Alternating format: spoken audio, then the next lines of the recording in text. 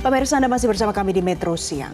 Pinjaman online atau pinjol menjadi cara kilat mendapatkan uang di era yang serba digital saat ini. Padahal ada bahaya yang mengintai di baliknya, terutama pinjol ilegal. Meskipun OJK sudah memblokir ribuan pinjol ilegal, namun terus bermunculan layanan-layanan baru.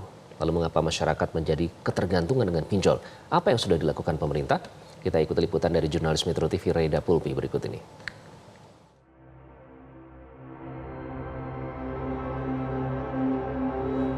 Itu pertama kali saya coba-coba, lama-lama kayak jadi ketergantungan.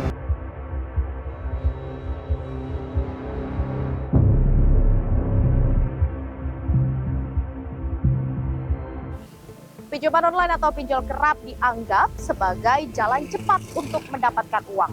Hanya bermodalkan telepon genggam dan KTP, dalam hitungan menit uang bisa masuk dalam rekening. Padahal ada bahaya yang mengintai di balik pinjol. Apa saja dan mengapa masyarakat sulit untuk keluar dari genggaman pinjol? Ikuti penelusuran kami. Dalam kurun waktu 1 Januari hingga 31 Mei 2024, Otoritas Jasa Keuangan OJK telah memblokir 915 entitas keuangan ilegal, terdiri dari 19 investasi bodong dan 896 pinjaman online atau pinjol ilegal. Sementara OJK juga telah menerima 7.194 aduan terkait pinjol ilegal dan 366 pengaduan investasi ilegal.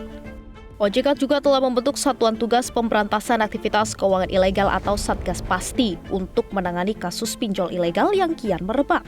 Amanah Undang-Undang P2SK sudah menegaskan kewenangan OJK untuk menindak setiap, tidak hanya pinjol, tapi setiap penyelenggaraan dari layanan jasa keuangan yang ilegal. Itu masuk kategori pidana. Nah, kami sudah memiliki Satgas Pasti yang tidak hanya OJK sendiri, bekerja sama dengan seluruh APH, aparat penegak hukum, memastikan terus memberantas kehadiran dari penyelenggara layanan jasa keuangan yang ilegal ini ke depan. Sementara berdasarkan survei yang dilakukan Asosiasi Penyelenggara Jasa Internet Indonesia atau APJI pada tahun 2023, pengguna layanan pinjol sebanyak 2,7 juta orang atau 1,5% dari total pengguna internet di Indonesia. Sementara pada tahun 2024, pengguna pinjol meningkat menjadi 5,4% pengguna internet atau 8,86 juta orang. Tim Metro TV bertemu salah satu pengguna pinjol, Rian.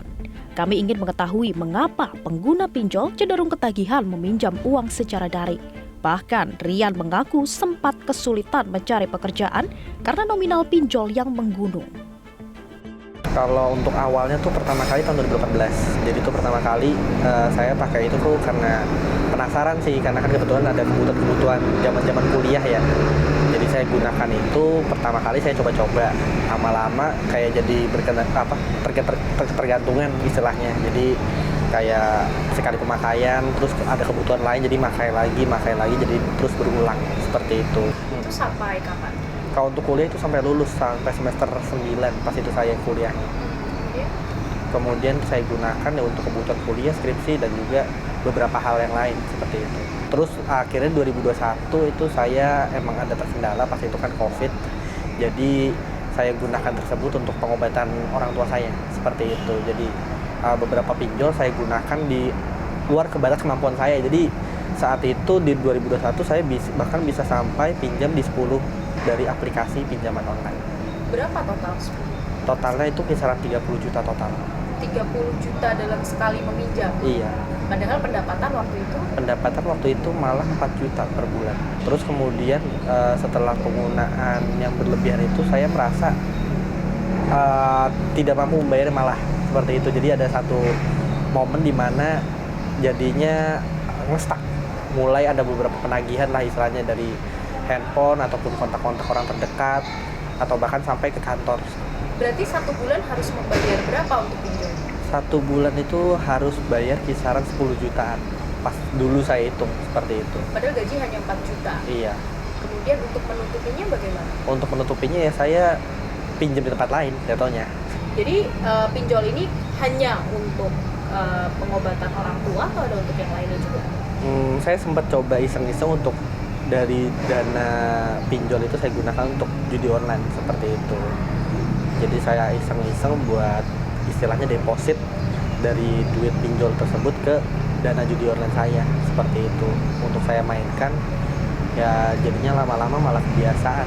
Soal BI checking sih, saat ini sih BI checkingnya udah agak kotor mungkin ya bisa dibilang ya, karena kan beberapa ada yang call 5, seperti itu sih, tapi sekarang udah agak berkurang. Oh, sempat di call 5 juga? Sempat di call 5. Nah, itu membuat sulit untuk mencari pekerjaan atau tidak, Mas?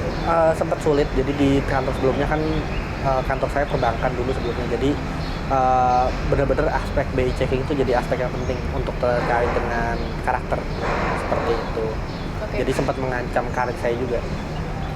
Dari tahun 2017 sampai 31 Mei 2024, lebih dari 9.000 entitas keuangan ilegal diblokir oleh OJK, di mana 1.366 diantaranya merupakan investasi ilegal, 8.271 pinjol ilegal, dan 251 pegadaian ilegal. Padahal OJK hanya memiliki 100 pinjol yang legal. Itu berarti hanya kurang dari 1% dari total pinjol ilegal yang sudah diblokir. Nah, masyarakat ini semakin ketagihan menggunakan pinjol, dan sebenarnya ada bahaya yang mengintai di baliknya. Apa saja? Ini dia bahaya-bahaya apabila Anda ketagihan menggunakan pinjol. Lalu bagaimana membedakan antara pinjol legal dan pinjol ilegal? Perlu menjadi perhatian. Pinjol ilegal, pemirsa, biasanya ini menawarkan transaksi yang cepat, mudah, dan kilat. Kemudian denda dan suku bunganya biasanya tinggi. Kemudian penarikan dari debt collector yang tidak menggunakan etika, serta banyak informasi pribadi yang diminta. Padahal dari OJK hanya mengizinkan 3 informasi pribadi yang diminta saat Anda menggunakan pinjaman online, yaitu kamera, kemudian lokasi, dan juga mikrofon. Sementara untuk kontak di handphone ini tidak diperbolehkan untuk diakses. Lalu mengapa pinjol ilegal ini semakin banyak dan makin sulit diberantas, bahkan seolah hilang timbul? Yang pertama memang kemajuan teknologi saat ini kan membuat segala sesuatu mudah dibikin ya, terutama mengenai penawaran investasi ilegal maupun pinjol ilegal. Jadi sekarang lebih mudah membuat dan lebih mudah membuat akses kepada masyarakat. Salah satu yang paling utama adalah mereka melakukan penawaran melalui komunikasi pribadi ya. Yang kedua memang kita akui tingkat literasi keuangan kita dan literasi digital kita memang belum optimal ya Mbak. Jadi karena apa? Karena dengan itu orang menjadi mudah tertipu. Yang terakhir memang kita akui bahwa link, aplikasi atau apapun itu sekarang masih banyak yang menggunakan server di luar negeri, Mbak. Maraknya pinjaman online ilegal menuntut masyarakat untuk berhati-hati dalam memilih layanan, sebab modus yang digunakan untuk menarik pengguna sangat menggiurkan. Salah satunya proses yang instan. Nah, ini pinjol ilegal ini sering sekali menjanjikan proses pengajuan yang kilat, instan. Semua hal dipermudah di depan. Kenapa? Menarik bagi orang-orang yang lagi kepepet. Tapi hati-hati Mbak, sesuatu yang terlihat sangat gampang di depan menimbulkan kesulitan di belakang hari. Prosedur mereka acap kali tidak sesuai kaidah, minim CDD KYC sehingga prosesnya terlihat lebih cepat, tapi menjebak. Pinjol ilegal itu seringkali menggunakan iklan yang menyesatkan untuk menarik pengguna, seperti menjanjikan hadiah atau bonus yang berlebihan dan nggak make sense. Pinjol ilegal itu juga nggak segan menyalahgunakan data pribadi pengguna yang diperoleh secara ilegal untuk menagih hutang dengan cara-cara yang tidak wajar.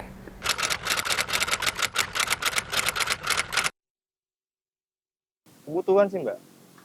Dan itu syaratnya juga gampang sih. Cukup KTP aja udah bisa dapat pinjaman. Habis itu ketagihan nggak, Mas?